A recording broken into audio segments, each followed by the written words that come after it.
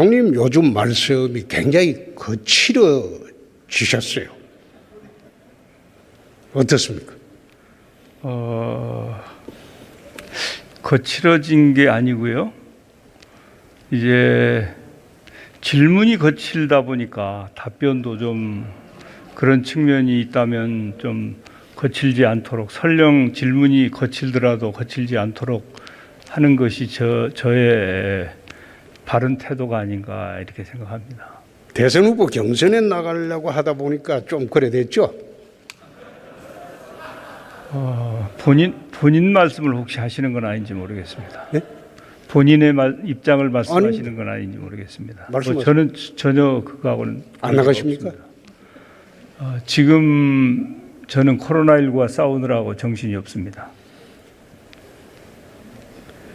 문재인 후보가 4년 전에 대선 슬로건으로 나라다운 나라 만든다고 했습니다. 지금 시중에서는 첫째, 이게 나라냐 이런 한탄이 유행하고 있습니다.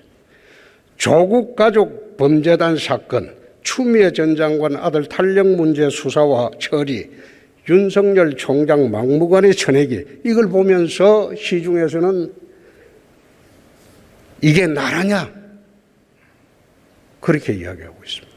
어떻습니까? 저는 전혀 공감하지 않습니다. 물론 현재 상황을 보는 시각이 국민에 따라서 다르기는 합니다만은 그래도 역대 대통령 중에 집권 5년 차를 눈앞에 두고 있는 상황에서 국민들로부터 국정수행에 대한 평가가 가장 높은 수준인 것으로 알고 있는데 더 잘 하도록 노력해야 된다고 저는 생각합니다. 이게 나라냐에 앞장서서 또 요즘 돌고 있는 말이 나라가 네 거냐 그럽니다. 여기에 대해서는 어떻게 생각하십니까? 예, 글쎄요, 저는 처음 듣는 말씀입니다. 아, 그렇습니까? 예. 체코에서 영부인이 보여준 태도는 부부가 해외여행 간 것 같았다. 현직 대통령 딸이 해외 이민 간 거는 이거는 역사상 없었다. 아들이 영세 예술인을 자처하면서 재난지원금 1,400만 원이나 수령하고 당당하게 반박하는 거, 이런 걸 보면서 국민들이 나라가 네 거냐 그럽니다. 어떻습니까? 예. 사람이 흠이 하나도 없는 사람은 없을지 모르겠습니다. 그리고 색안경을 끼고 보면 다 달리 보이겠죠. 저는 이제 일주일에 한 번씩 주례회동을 통해서 대통령께 보고도 드리고 또 여러 회의 과정에 같이 합니다만은 저는 그런 금방 말씀하신 그런 것은 그야말로 오해다. 대통령께서는 최선을 다해서 국정을 돌보고 계시고 많은 성과도 내고 있다. 저는 그렇게 확신하고 있습니다. 가족 관리도 그래 합니까? 가족 관리도 잘 하고 계시는 것으로 알고 있습니다. 그러면 왜 야당 의원이 따님의 해외 이주 문제를 제기했을 때 고소한다고 했는데 지금 1년가량 지났는데 조용하네요. 또 최근에 청와대 대변인이 야당 비상대책위원장을 법적 조치한다고 했어요. 이런 고소 정치를 대통령이 해도 됩니까? 제가 좀 결례의 말씀을 해도 되겠습니까? 괜찮습니다. 저는 이제 우리 홍준표 의원님은 야권의 지도자분의 한 분이시라고 생각을 하고 있습니다. 그래서 총리를 불러서 지금 같은 상황에서 질문을 하실 때는 그야말로 좀 국민의 눈물을 어떻게 닦아줄 것인가, 어떻게 이 나라의 미래를 제대로 설계해서 우리 다음 세대가 잘 살 수 있게 할 것인가 등등, 뿐만 아니라 남북 문제를 비롯해서 또 새로 미국에서 대통령도 취임을 했고 해서 저와 나눌 수 있는 얘기들이 참으로 많을 텐데 사실은 그 이슈가 좀 적절치 않지 않은가 그래서 제가 신뢰를 무릅쓰고 네, 말씀을 좋습니다. 드립니다. 지금 시작입니다. 자, 대통령 취임사에서 기회는 평등하고 과정은 공정하고 결과는 정의롭다고 했습니다. 이대로 됐습니까? 그렇게 되고 있습니다. 정말 그렇습니까? 예, 그렇습니다. 마치 지금 IMF 직후의 한국 상황하고 비슷합니다. 의원님, 지금 이제 코로나19가 세계를 강타하고 있지 않습니까? 이제 그런 상황에서 위기 관리를 어떻게 하고 있는가? 또 문재인 대통령이 처음에 취임했을 때 남북 관계가 어땠었는가를 생각하면 그래도 대통령이 해야 될 가장 중요한 일 중에 하나가 위기 관리 일터인데 그런 부분에 대해서 나름대로 최선을 다했고 성과가 있다. 저는 이렇게 말씀드리고 싶고요.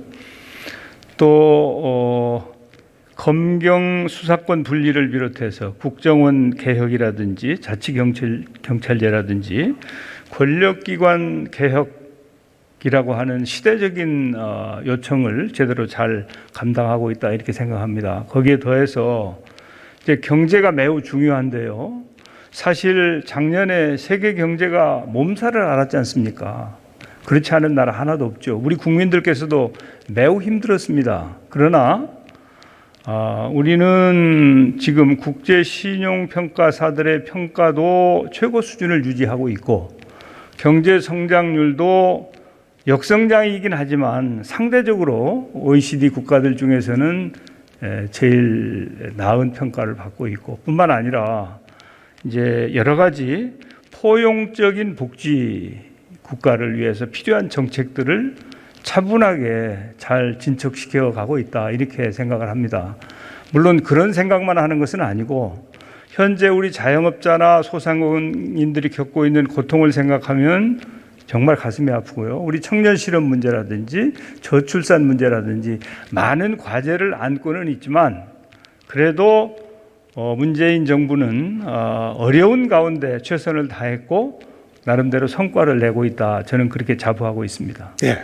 그래서 부동산 대책을 25번째로 오늘 발표했습니까?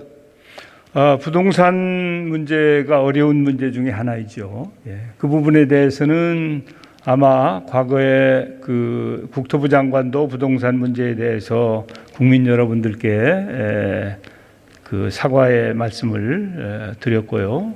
또 대통령도 그렇고 저도 그렇고 이 부동산 문제가 뭐 여러 가지 이유야 있지만 이유 불문하고 제대로 국민의 눈높이에 맞게 정책이 잘 집행되지 못한 부분에 대해서 유감의 뜻을 표한 바가 있습니다. 노무현 문재인 시절에 부동산은 폭등했습니다. 그런데 이명박 박근혜 시절 부동산 시장은 안정이 됐어요. 왜 그렇다고 보십니까?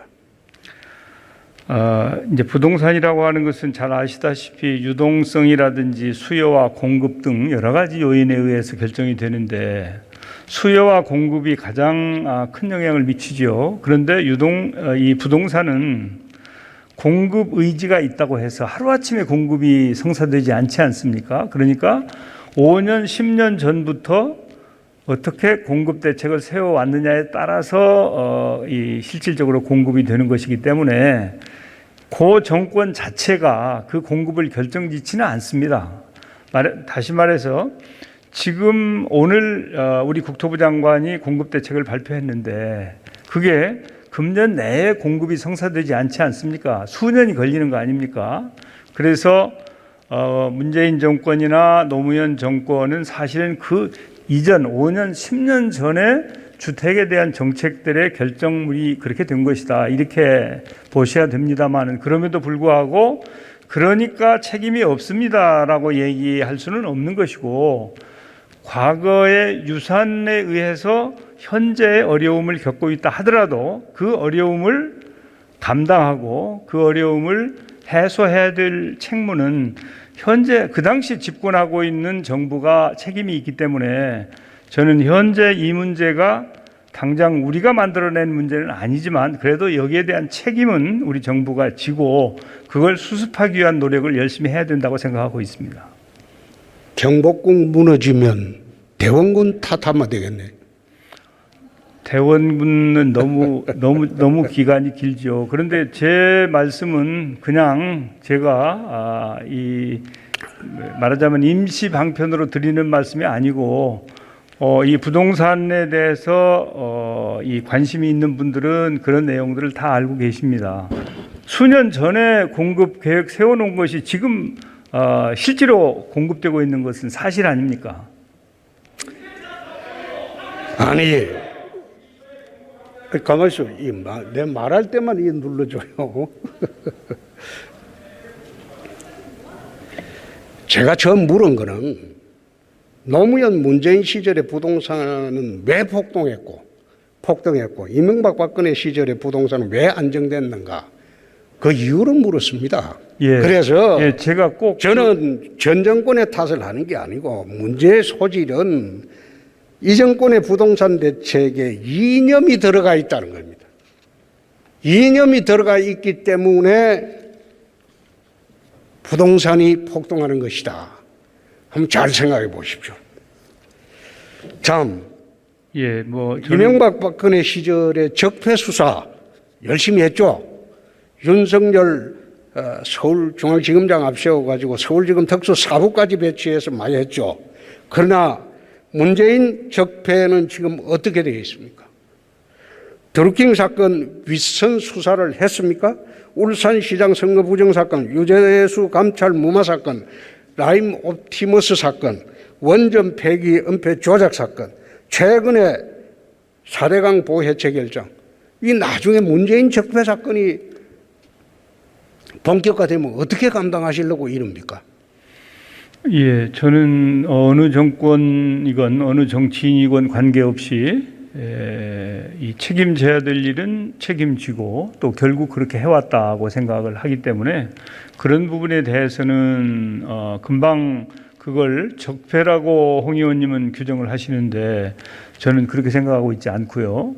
우선 이 부동산 정책에 이념이 들어가 있다. 글쎄, 이 부동산 정책에 어떻게 이념이 들어가 있겠습니까? 그것은 시장의 원리에 의해서 수요와 공급에 의해서 가격이 결정되는 것이고 또 시중의 유동성이 과도하거나 투기 세력이 발로하면 경우에 따라서 집값이 폭등하는 경우도 있고 한데 제가 이제 남 탓을 하기 싫어서 말씀을 드리지 않았습니다마는 지금 공급되고 있는 주택의 양은 사실은 우리 홍 의원님이 함께 하시던 정당의 두 분의 대통령님들이 집권하실 때 그때 이 씨를 뿌려놓은 것이 지금 나오고 있는 것입니다. 그렇기 때문에 그 부분과 연관 지어야 되고 공급 측면에서는 그렇습니다. 그러나 이제 공급만 가지고 수요 공급만 가지고 결정되는 것이 아니고 여러 가지 교육 문제라든지 다양한 이 요인들이 있기 때문에 책임을 전가할 생각은 전혀 없습니다만은 그렇다고 무슨 이념 때문에 그렇다고 하는 것도 공감하기가 어렵고요. 거론하신 여러 가지 문제점들에 대해서는 현재 법원에서 재판이 진행되고 있기 때문에 당연히 의법 조치 제대로 잘 법에 의해서 처리되면 될 것이다 이렇게 생각합니다. 수사가 안 되고 있습니다. 수사가 안 되고 있어요. 수사가 안 될 리가 있습니까? 아니 지금 이 멀쩡하게 이 원전 관련해서 사실은 국정 과제에 관한 것은 사실은 수사의 대상이 되거나 또 감사의 대상이 되는 것이 저는 적절치 않다고 생각하고 있는데 그런 부분까지 지금 수사를 하고 있는데 수사가 안 될 리가 있습니까? 만무한 종인, 일이죠. 아까 말씀하신 것 중에 감사원의 직무 중에서 우리나라 감사원은 회계감사뿐만 아니라 정책감사도 하도록 되어 있습니다. 법안 보시죠. 네, 이제 할 수는 있는데요. 할 수는 있는데 그걸 그렇게 조자룡 헌칼 휘두르듯이 휘둘리면 안 되죠. 보해제한다고 했는데 진짜 하실 겁니까?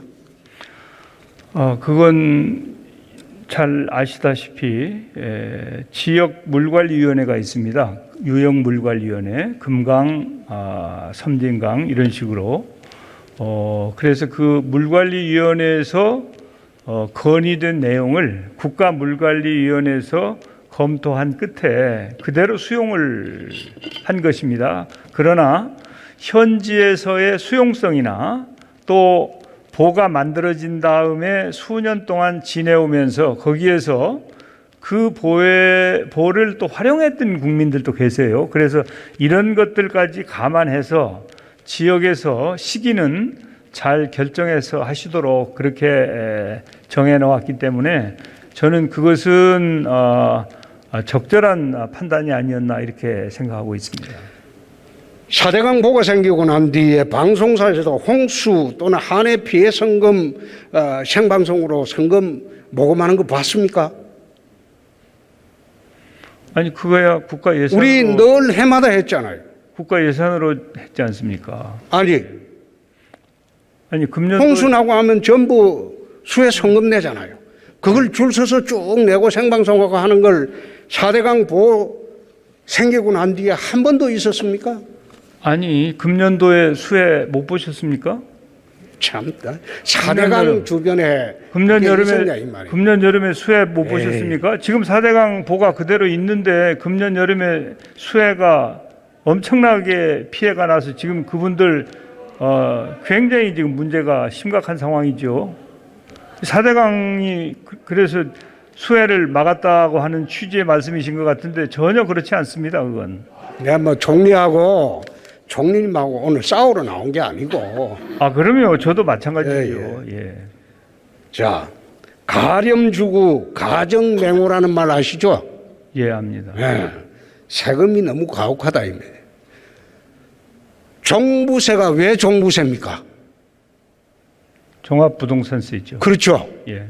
집도 있고 땅도 있고, 그 다음에 다주택자고 종합부동산세죠.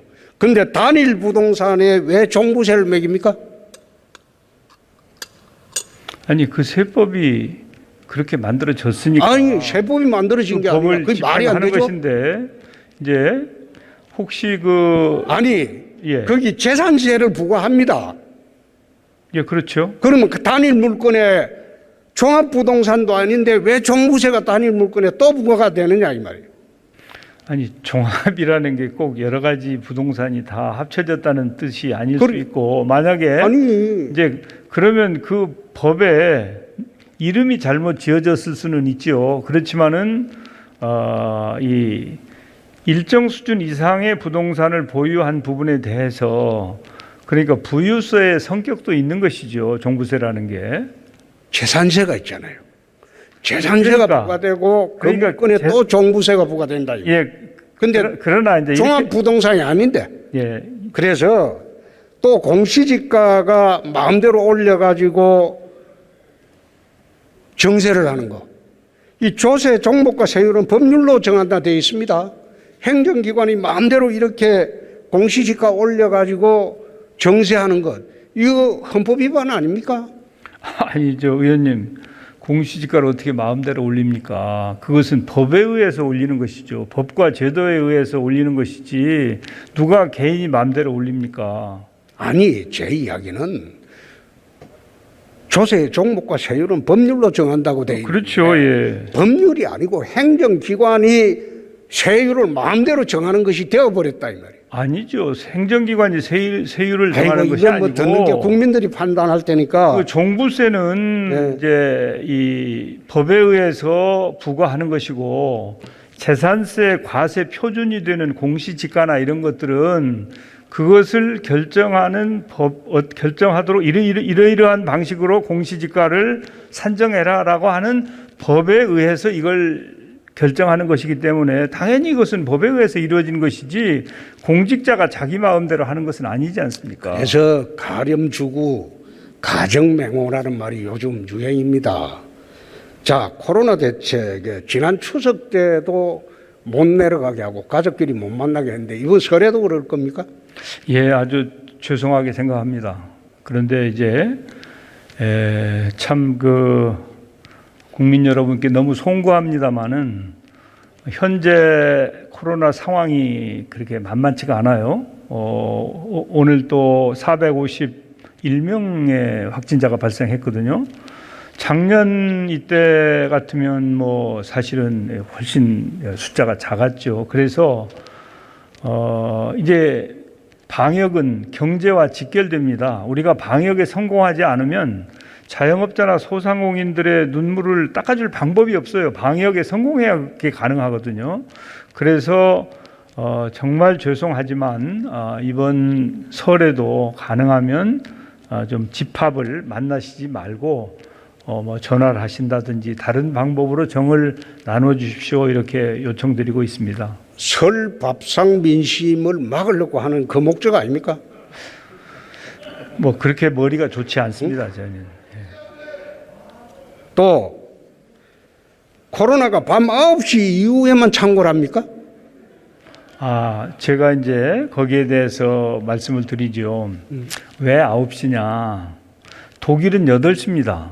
독일은. 그리고 어떤 나라는 6시도 있고요. 10시도 있고. 그런데 이제 9시로 하면 뭐 1차 저녁 잡수시고 댁으로 돌아가셔도 되는데 그게 시간이 늦어지면 2차도 되고 또 이제 2차가 되면 또 소주도 한 잔씩 하게 되고 그렇게 되면 마스크를 벗는 경우도 생기고 그래서 방역을 좀 제대로 하기 위해서는 죄송하지만 좀 일찍 댁으로 돌아가 주십시오 하는 차원에서 9시가 나온 것이지 뭐 바이러스가 9시 이후부터 활동하고 그런 것은 아니죠. 예. 동부구치소에 1,200명 이상이 집단 감염됐고 2명이 사망했습니다. 이 누가 책임집니까? 정부가 책임이죠. 예. 정부가 책임이면 누가 책임집니까? 저도 책임이 있고 감독 책임이 있고 법무부나 또 이제 교정 당국도 책임이 있습니다. 예. 지난번에 신천지하고 사랑제일교회는 사실상 책임을 지웠는데 이번 동부구치소 사태는 누가 책임집니까? 이제 아마 그 사태가 수습이 되고 나면 CCTV를 가려서 책임을 지어야 될 부분이 있으면 책임을 지게 될 것입니다. 그거 아니죠. 지난번에 신천지하고 그 사랑제일교회 할 때는 사태 수습되고 난 뒤 한 거 아니죠. 지금 책임 문제가 제기되는데 그 누가 책임집니까? 신천지하고 동부구치소를 병렬로 놓고 말씀하시는 것은 적절치 않습니다. 특히 이제 신천지의 경우에는 그분들이 방역 조치에 협조를 전혀 하지 않았거든요. 그 명단을 제출하지 않아서 그거 다 무죄 났어요. 그거 다 무죄 났어요. 아니 이제 꼭 무죄가 났다고 해서 그게 문제가 없는 것은 아니죠. 아니죠.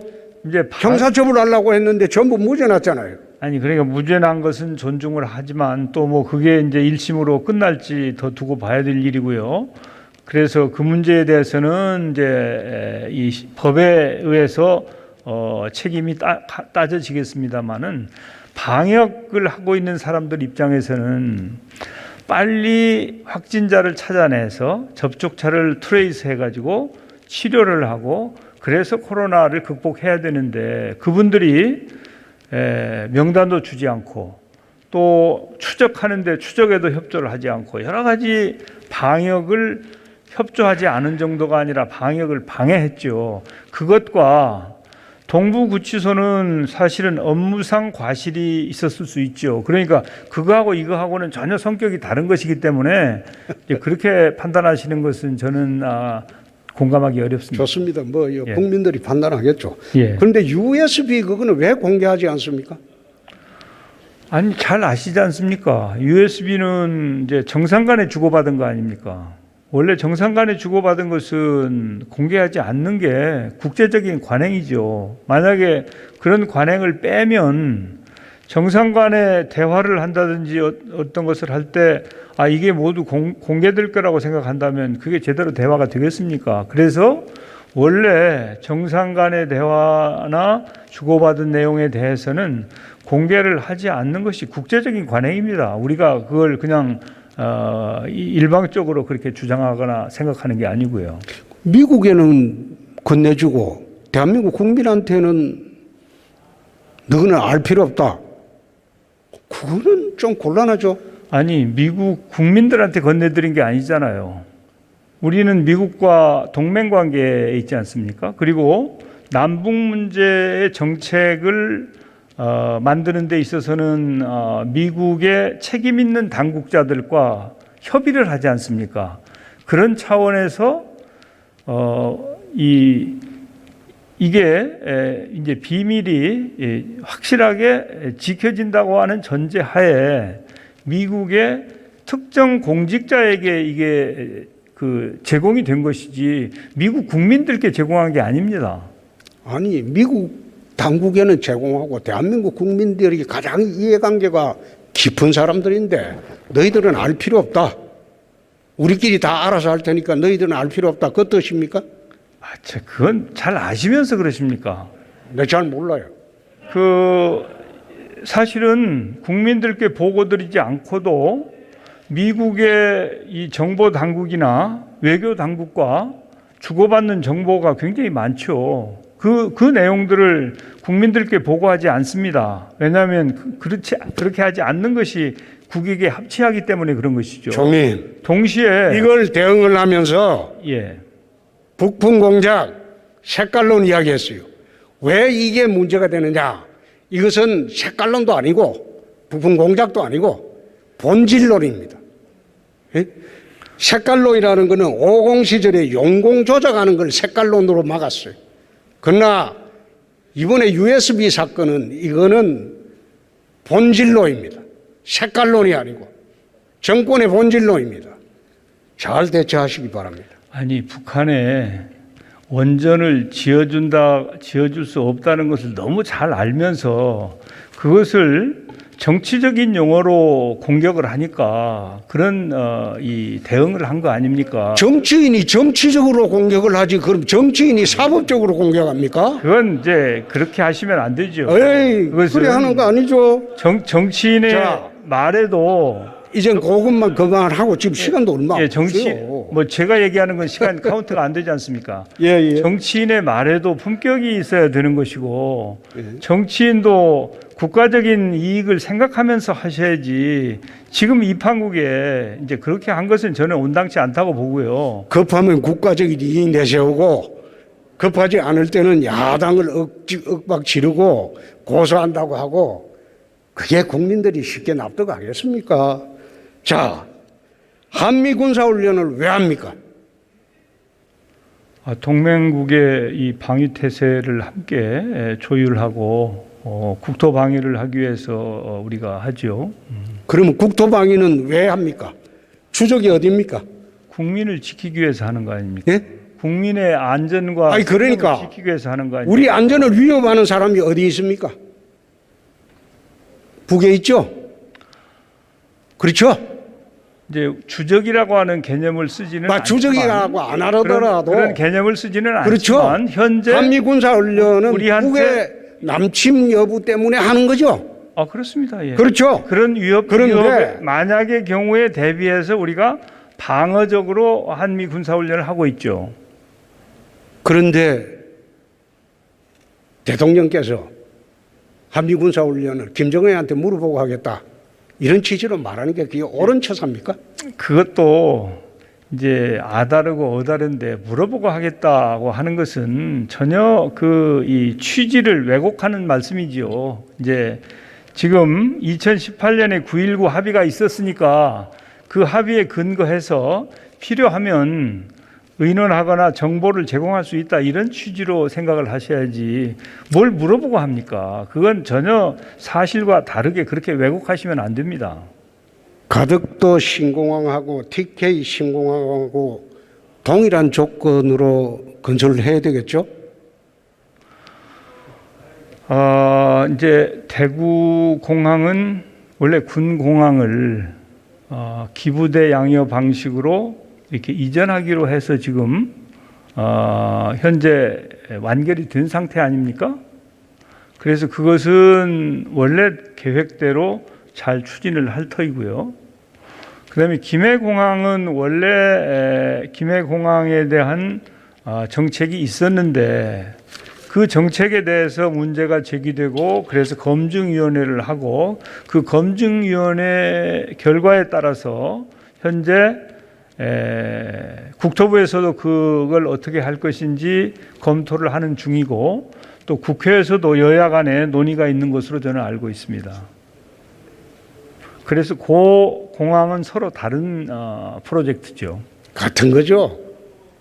아니 아시다시피 대구공항은 1년에 한 250만 정도 됩니까? 제가 정확한 숫자는 기억이 안 나는데 그렇고 아마 김해공항은 거의 1,000만 정도 되는 거 아닌가 싶고요.